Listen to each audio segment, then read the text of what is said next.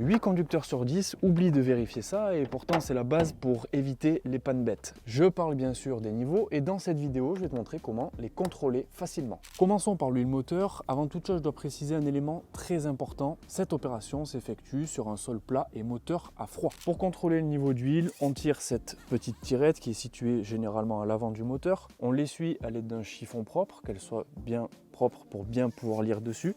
On la replonge, on attend une petite seconde, on la tire à nouveau et là on va pouvoir contrôler que le niveau soit OK. Un niveau OK se comprend entre le mini et le maxi. Donc là, on est tout bon.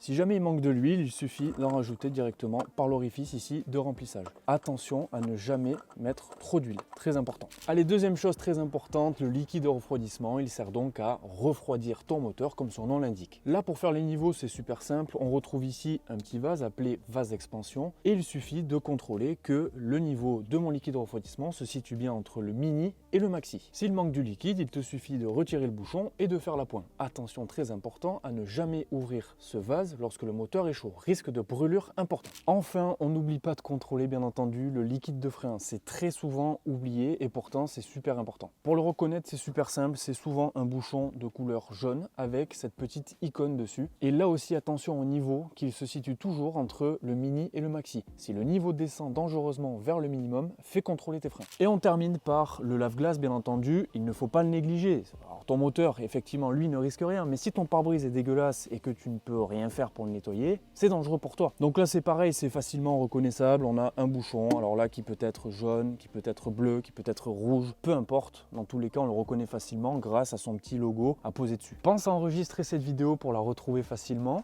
C'était Thomas Héroul pour le tuto mensuel et puis on se retrouve le mois prochain pour un nouveau tuto.